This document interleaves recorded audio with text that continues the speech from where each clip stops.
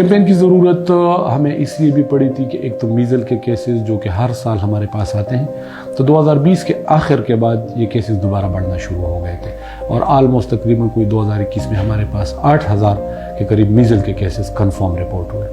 لیکن اس کے ساتھ ساتھ ایک نیا وائرس روبیلا کے نام سے، جو کہ موسٹلی حاملہ خواتین میں پایا جاتا ہے اور جس کے اثرات اس ممکنہ بچے پہ زیادہ ہوتے ہیں جو کہ پیدا ہوتا ہے، تو اس سال 2021 میں اگر ہم دیکھیں تو تقریباً 10,000 کے قریب سسپیکٹڈ کیسز روبیلا کے ہماری سرویلنس سسٹم نے پک کیے۔ تو ان دونوں چیزوں کو مد نظر رکھتے ہوئے پھر حکومت پاکستان کا یہ ڈیسیجن کہ جی ہم نے میزل روبیلا کی ایک فل نیشن وائڈ کیمپین کرنی ہے۔ ای پی آئی نے پلان کیا تھا کہ وہ ایک کیمپین رکھیں گے ایم آر کی پورے پاکستان میں، جس میں وہ تقریباً 9 کروڑ یعنی کہ 90 ملین بچوں کو ویکسینیٹ کریں گے ایم آر کے بچاؤ کے خلاف۔ تو اس میں ٹی کے ایف کا یہ رول تھا کہ ہم as third party independent monitors تھے، جو ایم آر کی ساری اے سی ایس ایم ایکٹیویٹیز یعنی کہ ایڈوکیسی، کمیونیکیشن اور سوشل موبلائزیشن کی ایکٹیویٹیز تھیں، ہم ان کو مانیٹر کر رہے تھے۔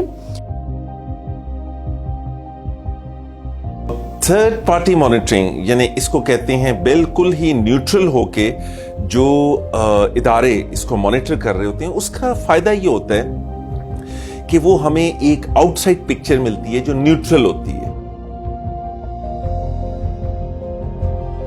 This was one of the largest communication initiative to support the MR campaign in Pakistan. We had a very diverse audience. We had an audience which was in hospitals, we had audience in schools, at home, at work, with parents everywhere. And this was a very unique initiative in many ways. And we did a few very unique things for this largest communication campaign for measles and rubella. First was that we tried to bring a combination of both information and persuasion. In any given society, not everyone actually acts on the basis of information. So we brought persuasion, especially for with the adolescent kids, for the 10 to 15 years, with their parents and with their peers and with their caregivers. So that was one unique thing that we did a combination. Normally in such campaigns, these are mostly information driven campaigns, but this time we brought a combination. And second unique thing was the overall monitoring. We did a very robust monitoring of all communication channels, across channels, cross channels. We did 24/7 monitoring to understand if there are any gaps.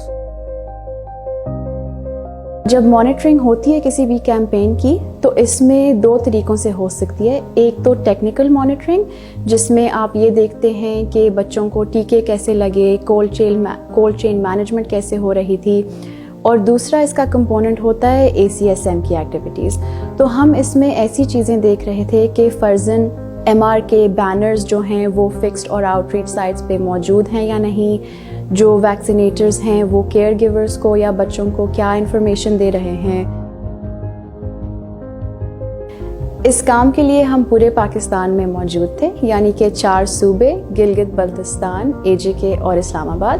ہماری team میں 442 field monitors تھے، 25 supervisors تھے، اور provincial اور national levels پہ data analysis teams تھیں۔ ہم data collection کر رہے تھے تقریباً 11 چیک لسٹس کے خلاف، اور اس کی رپورٹنگ ہم روز کچھ رپورٹنگ ہم کوانٹیٹیو انالیسس کی فارم میں اور کچھ کوالٹیٹیو انالیسس کی فارم میں ہم روز تمام سٹیک ہولڈرز کے ساتھ شیئر کرے تھے، جیسے کہ جو پروونشل اور نیشنل ای پی آئی یونٹس ہیں، پروونشل اور نیشنل یونیسیف اور WHO کی ٹیمز ہیں، اور ہر روز ہمارے پاس لگ بھگ 3 سے 4 لاکھ ڈیٹا پوائنٹس آ رہے تھے جس پہ ہم رپورٹنگ کر رہے تھے۔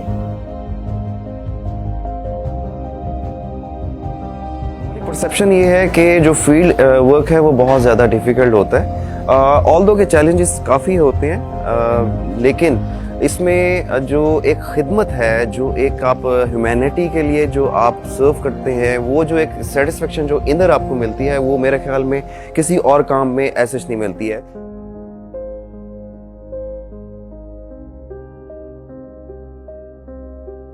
And finally, I think everyone was amazing. It was one of the best campaigns where under the leadership of Government of Pakistan and Ministry of Health and EPI program, all partners were working like a team.